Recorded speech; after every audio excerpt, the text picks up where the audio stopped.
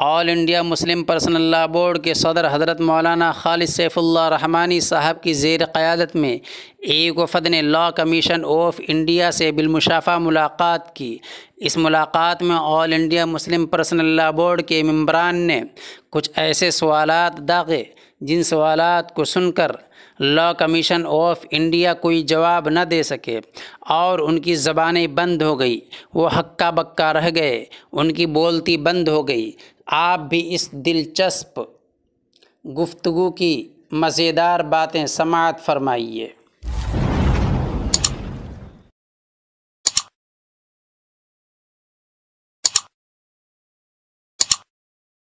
موجودہ حکومت کے 9 سالہ گزشتہ دور میں کوئی ایسا کام نہیں ہوا جس کو پیش کر کے لوگوں سے ووٹ مانگ سکے۔ مہنگائی میں کمی ہونے کی جگہ اضافہ ہوا، نہ نوجوانوں کو روزگار ملا، نہ ملک کی کرنسی میں اضافہ ہوا، نہ ملک کی مقبوضہ سرحدیں عضو کو واپس ملی۔ امن و امان کی حالت اتنی بدتر ہو گئی ہے کہ 1947 کے بعد شاید ہی کبھی ایسا ہوا ہو۔ غرض کی صورتحال میں بگاڑ تو بہت پیدا ہو گیا مگر کوئی بہتری نہیں ہوئی۔ انہوں نے ووٹ کے لیے نفرت پر مبنی کچھ ایجنڈے بنائے تھے، ان میں بھی بابری مسجد کا موضوع ختم ہو گیا، کشمیر کی دفعہ 370 بھی ختم ہو گئی، تو آخر حکومت بیچاری کیا کرے؟ کس چیز کو ووٹ بینک بنا کر بھیک مانگ سکے؟ کوئی تو موضوع چاہیے، اس لیے اب غنیمت سمجھ کر اس نے UCC یعنی یونیفارم سول کوڈ کا موضوع اٹھایا۔ اس لیے لاء کمیشن دوبارہ حرکت میں آ گیا اور حکومت کے موقف کو جواز عطا کرنے کے لیے اس نے پھر سے 2023 میں لوگوں سے رائے طلب کی۔ چنانچہ مسلم پرسنل لاء بورڈ اور بعض دوسری دینی تنظیموں کی ترغیب پر بڑے پیمانے پر مسلمانوں نے اپنی رائے داخل کی۔ پھر بورڈ کی خواہش پر لاء کمیشن سے بالمشافہ وضاحت کے لیے بورڈ کے وفد کو مدعو کیا گیا اور 23 اگست کو بورڈ کا وفد لاء کمیشن کے دفتر میں حاضر ہوا، جو بورڈ کے صدر، جنرل سیکریٹری اور ترجمان کے علاوہ شیعہ بریلوی جماعت اسلامی، جمعیت اہل حدیث بوہرہ نمائندوں، سپریم کورٹ کے 2 معزز وکلاء اور 2 خواتین پر مشتمل تھا۔ کمیشن نے 11 افراد تک آنے کی اجازت دی تھی۔ اسی کے مطابق بورڈ کے وفد کی تشکیل عمل میں آئی۔ دوسری طرف چیئرمین کے ساتھ کمیشن کا 5 رکنی وفد میٹنگ میں شریک ہوا، جس میں زیادہ تر ریٹائر جج تھے۔ اللہ کا شکر ہے کہ بورڈ کے وفد نے مرعوبیت کے بغیر نہ صرف اپنا موقف رکھا بلکہ کئی مواقع پر ایسے سوال اٹھائے جن کا ان کے پاس کوئی جواب نہیں تھا۔ اس بالمشافہ ملاقات کے لیے کمیشن کا شکریہ ادا کرنے کے ساتھ ساتھ ان سے کہا گیا کہ یہ بات ہمارے لیے بہت عجیب ہے کہ کمیشن نے UCC کا کوئی مسودہ تو پیش نہیں کیا لیکن اس کے بارے میں لوگوں کو اظہار رائے کی دعوت دے دی۔ اس سے لوگوں میں یہ تاثر پیدا ہوا کہ حکومت کے دباؤ پر کمیشن نے مناسب عمل کو انجام دیے بغیر جلد بازی میں اس مسئلے پر رائے طلب کر لی ہے۔ اس کا ان حضرات کے پاس کوئی جواب نہیں تھا، البتہ وہ اس بات کو بار بار دہراتے رہے کہ آپ حضرات اس مسئلے کو کسی خاص مذہب کی نظر سے نہ دیکھیے۔ انہوں نے اپنی بات متعا سے شروع کی۔ ہمارے شیعہ نمائندہ نے اس سلسلے میں وضاحت کی اور وفد کے ایک رکن جو سپریم کورٹ کے وکیل ہیں، انہوں نے کہا کہ حکومت اور عدالت نے تو لیو ان ریلیشن شپ یعنی بغیر نکاح کے 2 بالغ مرد عورت کو شوہر اور بیوی کی طرح ایک ساتھ رہنے کی اجازت دی ہے، تو پھر متعا پر اعتراض کرنے کا آپ کو کیا حق پہنچتا ہے؟ کمیشن کے نمائندوں کا جواب صرف خاموشی تھا، ان کی بولتی بند ہو گئی۔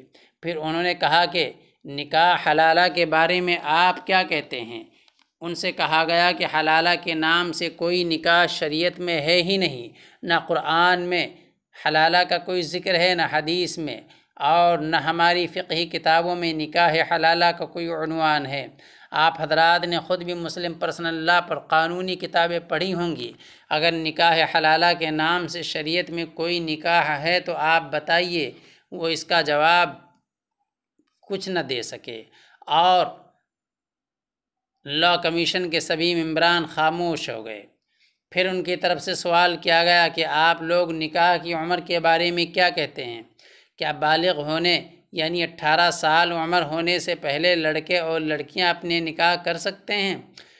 انہیں بتایا گیا کہ حقیقی طور پر بالغ ہونا الگ چیز ہے، اس کا تعلق بعض جسمانی تبدیلیوں سے ہے، اور 18 سال کی عمر ایک الگ چیز ہے۔ یہ تو آپ نے کس دلیل اور منطق کے بغیر فرض کر لیا کہ اسی عمر میں بچے بالغ ہوتے ہیں۔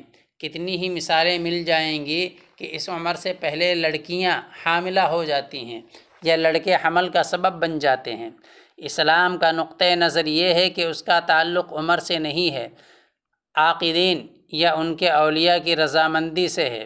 لڑکوں اور لڑکیوں کا کسی بھی عمر میں نکاح ہو سکتا ہے، لیکن بہتر ہے کہ جس عمر میں وہ نکاح کی ضرورتوں کو پورا کرنے کے لائق ہو جائیں اس عمر میں نکاح کر لیں۔ اس کا تعلق سماج میں اخلاقی اقدار کو باقی رکھنے سے بھی ہے اور شخصی آزادی سے بھی ہے۔ ہر عمل میں حکومت کا دخل ہونا انسان کی شخصی آزادی کو مجروح کرتا ہے۔ وفد کے بعد شرکاء نے ڈاٹا کی روشنی میں یہ بات بھی سمجھائی کہ اس لیے قانون سازی کی ضرورت نہیں ہے۔ جو لڑکوں اور لڑکیوں میں تعلیم کا رجحان بڑھے گا اور لڑکیاں ملازمت کے راستے تلاش کریں گی، خود بخود کم سنی میں نکاح کے واقعات کم ہوتے جائیں گے۔ 2 گھنٹے کی اس نشست میں بہت سے مسائل زیر بحث آئے۔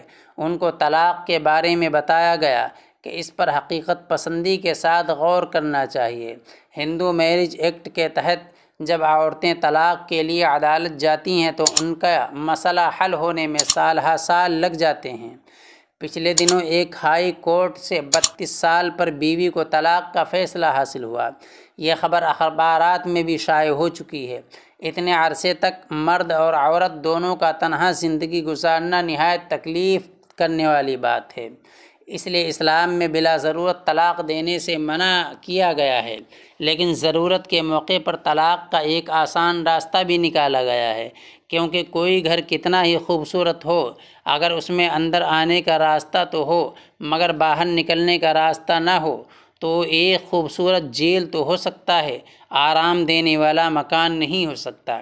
اس لیے اسلام نے علیحدگی کے لیے 3 راستے رکھے ہیں۔ شوہر بھی طلاق دے سکتا ہے، عدالت کے ذریعے بھی رشتہ نکاح کو ختم کیا جا سکتا ہے، اور اگر عورت نے نکاح کے وقت یہ شرط لگا دی ہو کہ اس کو ایک طرفہ طور پر رشتہ ختم کرنے کا حق حاصل ہوگا، جس کو تفویض طلاق کہتے ہیں، تو بیوی بھی رشتہ نکاح کو ختم کرنے کی اہل ہوگی۔ کمیشن کو بتایا گیا کہ طلاق کا تصور دراصل نکاح سے متعلق ہے۔ دنیا کے کسی قانون میں نکاح کے بعد عورت کے لیے رشتہ نکاح سے باہر نکلنے کی گنجائش نہیں رکھی گئی، گویا عورت ایک درجے میں شوہر کی پراپرٹی بن جاتی ہے۔ لیکن اسلام میں نکاح ایک معاہدہ ہے اور شوہر اور بیوی اس معاہدے میں 2 فریق ہیں، اور تمام ہی معاہدات میں معاہدہ کو ختم کرنے کی گنجائش باقی رکھی جاتی ہے۔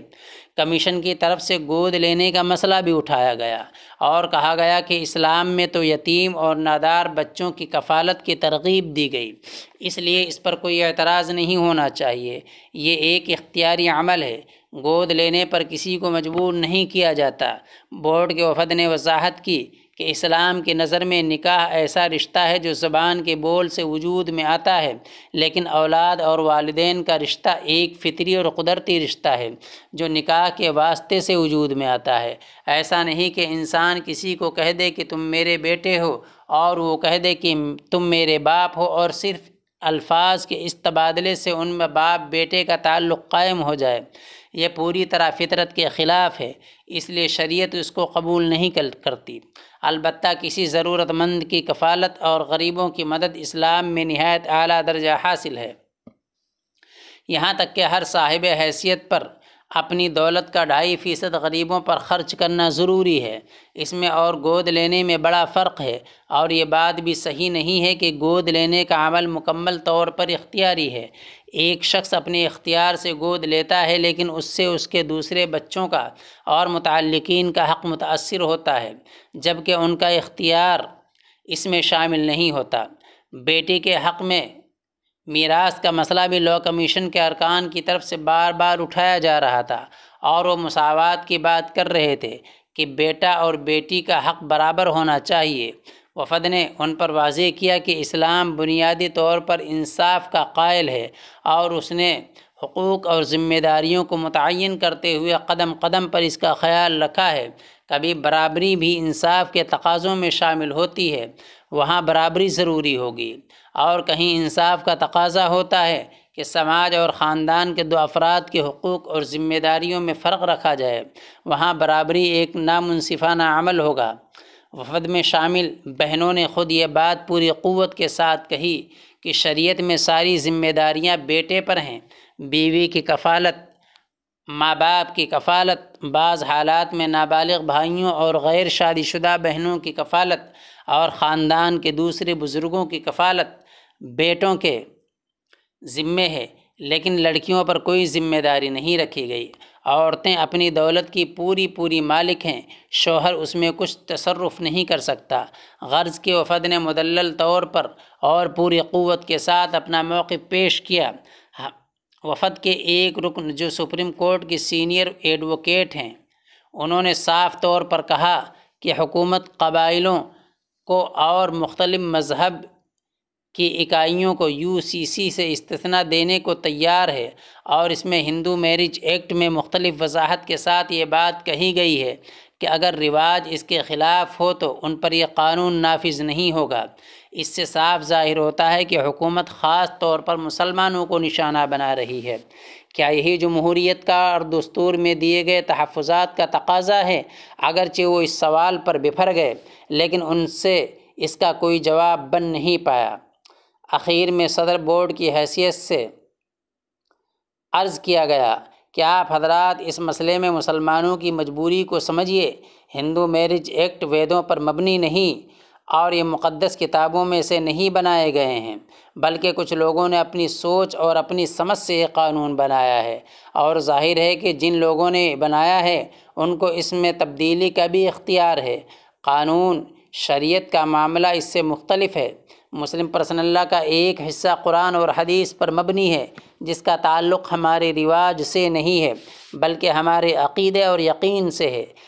اس لیے اس میں اگر پوری دنیا کے مسلمان مل کر بھی کوئی تبدیلی لانا چاہیں تو نہیں لا سکتے۔ دوسرا حصہ اجتہاد پر مبنی ہے، جس میں شریعت کے اصولوں کو سامنے رکھ کر فقہاء نے رائے قائم کی ہے۔ اس میں حالات اور مصلحتوں کی تبدیلی سے کہیں کہیں تبدیلی کی جا سکتی ہے، لیکن آپ لوگ جن مسائل کو اٹھا رہے ہیں یہ سب براہ راست قرآن اور حدیث سے ثابت ہیں، جن کی وضاحت بورڈ نے UCC پر اپنے تفصیلی جواب میں داخل کیا ہے۔ کمیشن کے چیئرمین نے پوچھا کہ دوسری قسم کے قوانین کون سے ہیں جن میں وقت کے لحاظ سے تبدیلی ہو سکتی ہے؟ عرض کیا گیا کہ اس کی ایک مثال 1939 کا قانون فسخ نکاح ہے۔ اس میں بیشتر احکام اجتہاد پر مبنی ہے، اور خود ہندوستان کے علماء بھی اس میں حالات کے لحاظ سے تبدیلی کا مشورہ دیتے رہے ہیں۔ اس موقع پر کمیشن کے چیئرمین نے یہ بھی کہا کہ پاکستان اور مصر میں تو بعض قوانین میں تبدیلیاں کی گئی ہیں۔ عرض کیا گیا کہ اول تو جو تأثر دیا جاتا ہے وہ غلط ہے۔ ان ملکوں میں زیادہ تر شریعت کے دائرے میں رہتے ہوئے بعض مسائل میں ایک فقہی مسلک کی جگہ دوسری فقہی مسلک سے استفادہ کیا گیا ہے۔ دوسرے، آپ کی یہ بات بہت افسوسناک ہے۔ ہم ایک جمہوری ملک میں رہتے ہیں جن میں فرد کی آزادی کا عہد کیا گیا ہے، اور آپ پاکستان اور مصر کے ڈکٹیٹروں کی مثال دیتے ہیں۔ کیا ایسے لوگوں کا عمل ہمارے لیے نمونہ بن سکتا ہے؟ ان سے یہ بات بھی کہی گئی کہ جن لوگوں کے لیے قانون بنایا جائے خود ان کی رائے کو بھی اہمیت دینی چاہیے، نہ یہ کہ کچھ لوگ اپنی سمجھ کے مطابق ان پر کوئی قانون تھوپ دیں۔ آخر حکومت نے مختلف طبقات کو مختلف قوانین سے اسی لیے تو الگ کیا ہے کہ ان پر ان کی پسند کے خلاف قانون مسلط نہ کیا جائے، تو پھر مسلمانوں کے ساتھ نامنصفانہ رویہ کیوں اختیار کیا جاتا ہے، اور دو قوموں کے لیے الگ الگ پیمانے کیوں رکھے جاتے ہیں؟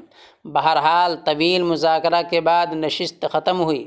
حکومت کی نیت کیا ہے یہ تو اللہ کو معلوم ہے، لیکن بورڈ کے وفد نے مدلل طور پر اور پوری قوت کے ساتھ اپنا نقطۂ نظر پیش کیا۔ اس وفد میں شامل مختلف مسالک کے نمائندوں کا تعارف کراتے ہوئے یہ بات بھی صاف کر دی گئی کہ ان مسائل پر مسلمان پوری طرح متفق ہیں اور ان کے درمیان کوئی اختلاف نہیں ہے۔ بہرحال حکومت جو بھی قدم اٹھائے مسلمانوں کو طے کرنا چاہیے کہ وہ ہر حال میں شریعت پر قائم رہیں گے۔ نہ کوئی خوف ان کو اس موقف سے ہٹا سکے گا اور نہ کوئی طمع ان کے قدم پھسلا سکے گی۔